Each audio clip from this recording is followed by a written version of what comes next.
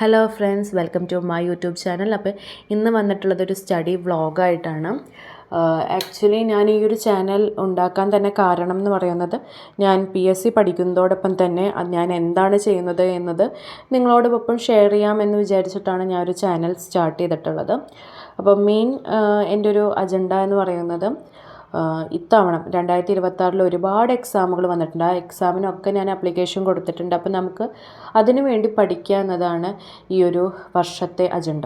അപ്പോൾ എനിക്ക് കുറച്ച് ക്ലാസ്സുകൾ പെൻഡിങ് ഉണ്ട്. അതായത് ഞാൻ സൈലത്തിൽ ഒരു ബാച്ച് ഞാൻ പർച്ചേസ് ചെയ്തിട്ടുണ്ട്. അപ്പോൾ ആ ബാച്ചുമായി ബന്ധപ്പെട്ട് ഞാൻ ക്ലാസ്സസ് കണ്ടുകൊണ്ടും പഠിച്ചുകൊണ്ടും വന്നുകൊണ്ടിരിക്കുകയായിരുന്നു.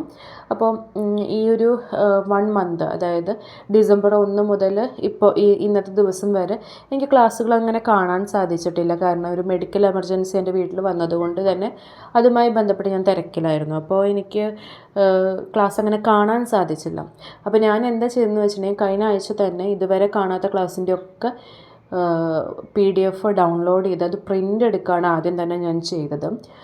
പിന്നെ ഇതിൽ മാത്സ്, ഇംഗ്ലീഷ് അങ്ങനെ കുറച്ച് ക്ലാസ്സുകളുണ്ട്. ആ ക്ലാസ്സുകൾ ഞാൻ എന്താ പറയുക, എനിക്ക് തന്നെ നോട്ടുണ്ടാക്കി പഠിക്കാനാണ് ഇഷ്ടം.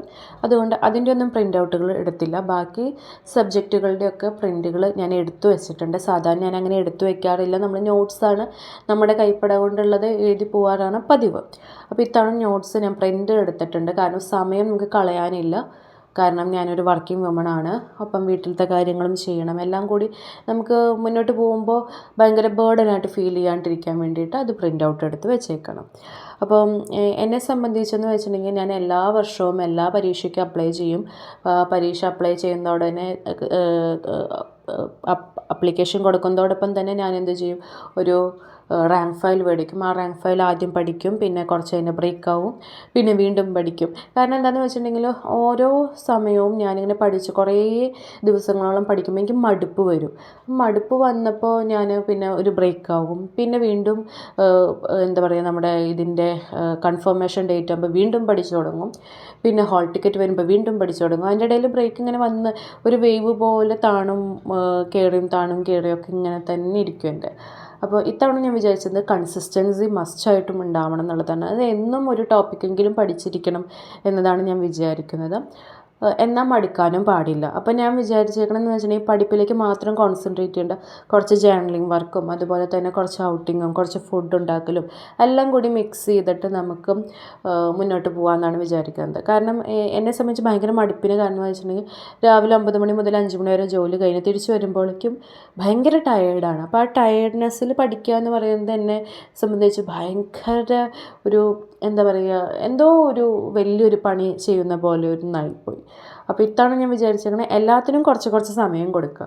അപ്പോൾ നമുക്കധികം വലിയൊരു സംഭവം ചെയ്തു എന്ന് തോന്നുന്നില്ല. ആ രീതിയിലേക്ക് പോകാമെന്നാണ് വിചാരിക്കുന്നത്. പിന്നീട് എക്സാം ആവുന്നതോട് കൂടിയിട്ട് കൂട്ടി സമയം കൊണ്ടുവരാമെന്നാണ് വിചാരിക്കുന്നത്. ഇപ്പോൾ വൺസ്, അതായത് ഒരു ഡേയിൽ നമ്മൾ ഒരു 2 മണിക്കൂറെങ്കിലും പഠിക്കുക എന്നാണ് വിചാരിക്കുന്നത്. അപ്പോൾ എൻ്റെ കൂടെ എല്ലാവരും പഠിക്കാനുണ്ടാവുമെന്ന് ഞാൻ പ്രതീക്ഷിക്കുന്നു. അപ്പോൾ തുടങ്ങുന്ന ആളുകളൊക്കെ നമുക്ക് ഒരുമിച്ച് തുടങ്ങാം. അപ്പോൾ നാളെ മുതൽ ഞാൻ പറഞ്ഞുതരാം ഞാൻ എങ്ങനെയാണ് സ്റ്റാർട്ട് ചെയ്യണതെന്നുള്ളത്.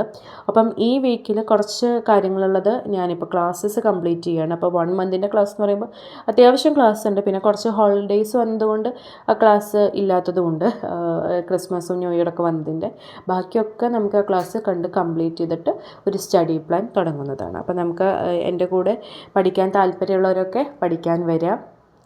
പിന്നെ നമ്മൾ എല്ലാവരും അവരവർക്ക് ഇഷ്ടപ്പെട്ട രീതിയിലുള്ള ടൈം ടേബിൾ ഉണ്ടാക്കുകയാണ് വേണ്ടത്. കാരണം നമ്മളുടെ ഇഷ്ടം, നമ്മൾ ഏതിലാണ് കുറച്ച് കുറഞ്ഞിരിക്കുന്നത്, ഏതിലാണ് നമുക്ക് പോരായ്മ ഉള്ളതെന്ന് നമുക്കെല്ലാം അറിയുള്ളൂ. അപ്പോൾ അതനുസരിച്ച് നമുക്ക് മുന്നോട്ട് പോവാം. ഓക്കെ, അപ്പോൾ എല്ലാവരും ഈ ഒരു ചാനൽ സബ്സ്ക്രൈബ് ചെയ്യുക, ലൈക്ക് ചെയ്യുക, ഷെയർ ചെയ്യുക. അപ്പോൾ ഇഷ്ടപ്പെട്ടിട്ടുണ്ടെങ്കിൽ നിങ്ങൾ കമൻറ്റ് ചെയ്യുക, എന്താണ് ഞാൻ ഇതിൽ മാറ്റം വരുത്തേണ്ടത്, എന്തൊക്കെയാണ് ഇനി വേണ്ടത് എന്നൊക്കെയുള്ള കാര്യങ്ങളൊക്കെ കമൻറ്റ് ചെയ്യാനും ശ്രമിക്കുക. Okay, thank you.